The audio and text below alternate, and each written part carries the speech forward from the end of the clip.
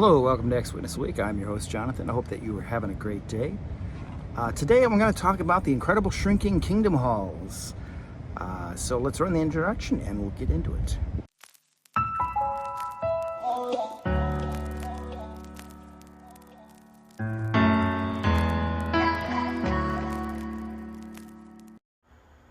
Don't sue me, bro.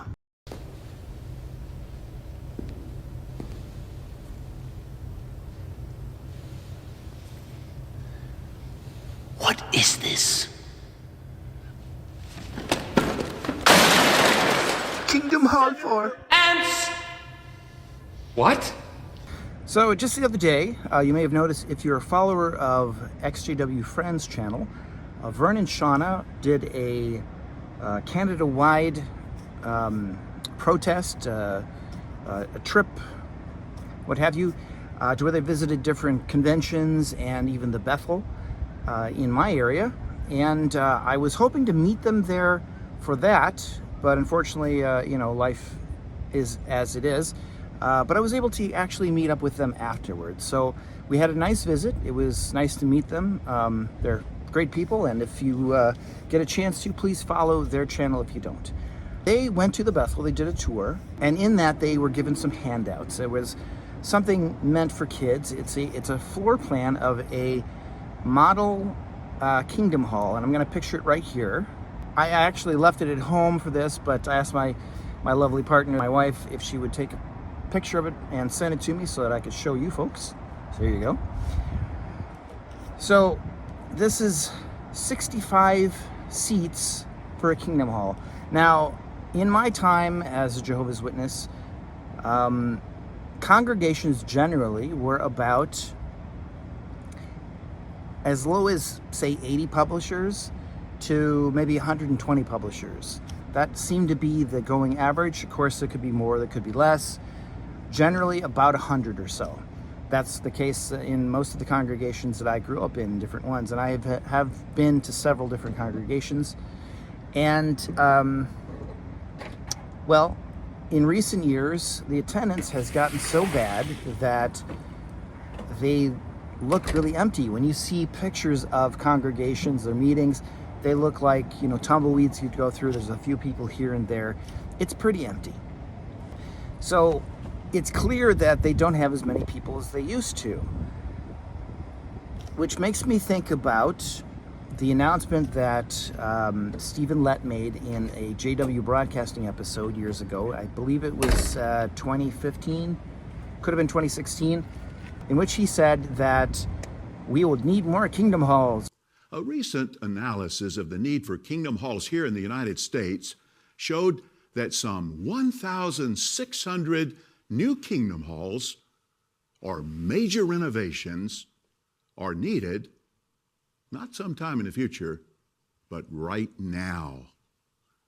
And worldwide, we are in need of more than 14,000 places of worship. And then they sort of changed their plan. They decided to instead consolidate congregations and move people around. You had the effect of people having to drive twice as far to go to their meetings. You had people that had a circle of friends and suddenly they had to, meet all new people, and they didn't have that regular association with people they knew. Different things would happen. And of course, when they said that they needed to build more halls, they were asking for money because they were putting out more money than is coming in. That was the result because of all these programs that they have going. We have looked forward to this next fiscal year and projected the expenditures for all of the theocratic initiatives we are scheduling. In doing the math, we found that the amount of money flowing out will be much greater than the amount of money that we have coming in at this time. That are going to need our support. And then they changed things, and they started selling off properties, and we've seen that in recent years. Just hundreds and hundreds of properties worldwide of kingdom halls, even some branch facilities where they have consolidated things, and they're making money off of those. So that money was or those properties were things that were built by the people that were using them. They owned them, and then they didn't. Suddenly they became the property of Watchtower or whatever, what's the word I'm looking for? Whatever a corporation they happen to be using for that particular area. Now this leads back to the incredible shrinking kingdom halls I'm talking about. So 65 seats, you take a small congregation of people that, you know, don't need 100 seats now, and you put them in there and it looks pretty full. It gives the appearance that there's a lot of people going. But you take a look at these building plans, and I'll show it here again. The way it appears, you could easily convert this into a small restaurant or a store, an office, what have you. So they tend to make these in a way that would be resellable. So you take a building that was created with free labor, possibly free materials if you had someone, say, was in construction or something that in the area that would be contributing to the Kingdom Hall, and it's all done with money that's been contributed by other people. You create this building, and then in several years, maybe 10 years or something, oh, you need to switch things around, and now you have this property that's available that you can sell for hundreds of thousands, $1 million, depending. That's a pretty good money-making scheme. And all at the expense of people for their time, energy, and money. Now, looking again at this illustration that I'm gonna have on the screen, it says there's 65 seats. And, you know, it's got Caleb and Sophia and the whole gang there. They're a nice service car. But if you look, I counted up all the seats, and there is 62 seats, including the B school. 63 if you count the person that's in the wheelchair. And you got your choice of either the two seats on the stage, being the 64 and 65, or the toilets. So you take your pick as to what those extra two seats are.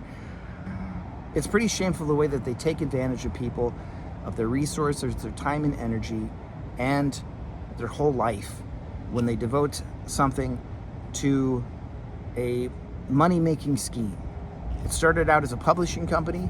Publishing became irrelevant when the age of the internet happened, and so now they've gone on to media production, and they have gone on to real estate.